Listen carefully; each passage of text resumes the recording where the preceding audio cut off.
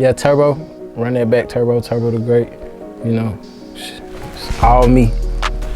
From south side of Atlanta, College Park, Old National, Flat Shoals, Gabby, just that whole little strip. Man, I got my name like when I was young. Shit was kind of crazy. Like when I was young, I used to have a studio in my mama basement, and I just like painted that motherfucker and like really made it into like a real studio. Like shit was crazy.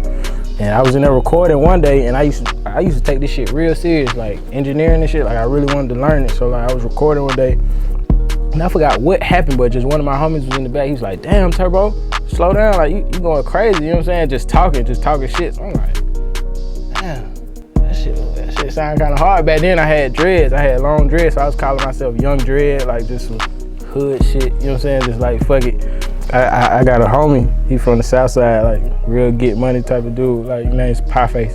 Anybody from the south side know Pieface, like it don't even matter. He rap now, you know what I'm saying? Like, so we was at Shard the God house, they was doing the song and I was recording, so like whenever he'll fuck up, he'll just be like, run that back, Turbo, or run it back, or do it again, you know what I'm saying? And it was just crazy, like one of the takes that he had after like 30 of the fucking takes, trying to get whatever he was doing, he was just like, run that back, Turbo, and I heard it. I was like, ooh, that's nasty, you know what I'm saying? I just caught it and put it off to the side. And like 2 weeks later, I was going through the session and I had it like in a certain off place on Pro Tools. And I listened to it, I was like, damn, that should be a hard tag. My mom had like a little office in the crib. It wasn't really an office, it was just a room with a computer in it.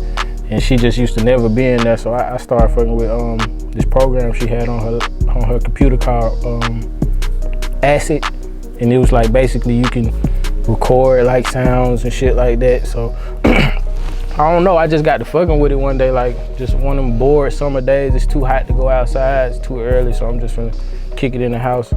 And I don't know, like I just kind of got hooked to it. Like I was putting together like the loops that they had on Acid at the time, and the shit just was kind of like entertaining to me at first, and I just kind of fell in love with it. Like I had like one of those little headphone joints that go to the side with your little lip shit, you know what I'm saying? Like I started goddamn making beats on the table and just recording it, you know what I'm saying? And just seeing the waveforms was like, damn, that shit kind of cool. Rocket Power, I used to love Rocket Power, but we didn't have cable though.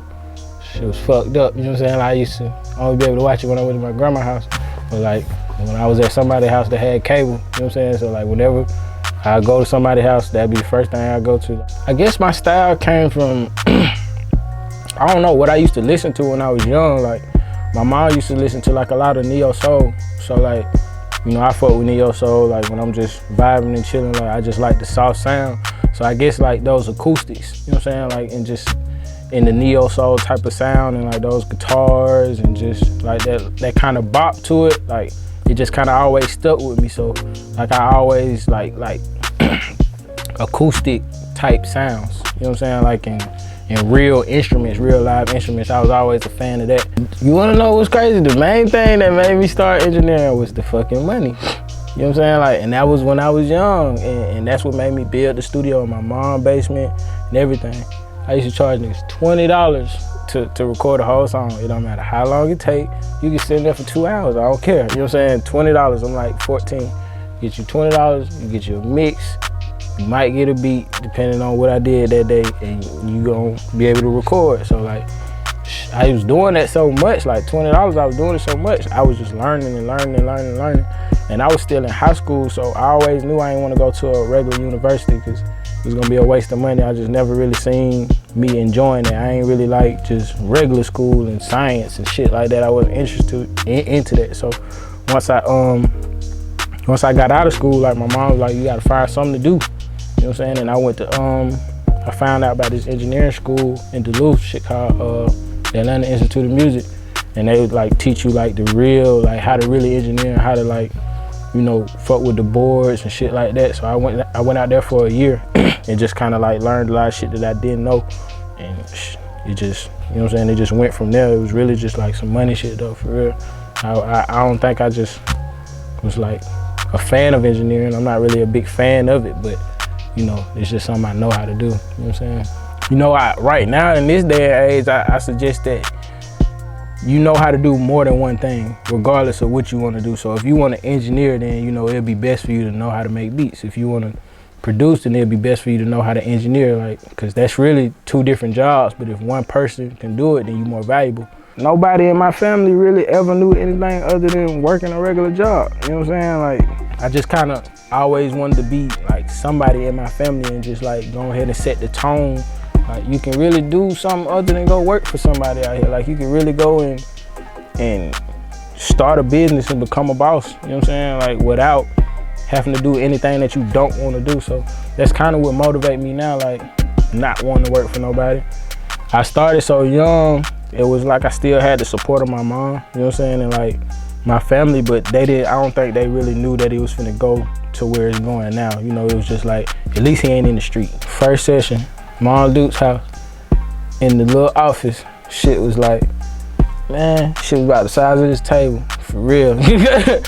She had the little, one of the fat back computers with the big screen, motherfucker, so she had one of those. First nigga that came was my dog Cam from the south side, Washington Road. He came, they used to come deep, whole POA, they used to come over there, so they came like 7 deep. We in this little bitty ass room. It's one window, no fans, cause shit, you can't record with a fan on, so we ain't got no fans, it's just hot. So we got the little headphone thing. Like anybody that like Mom Dudes was doing like the little telemarketing or anything like that, y'all know about the little headphone shit that stop right here. There ain't no headphone on this side, one on that side, shit go right there to your lip.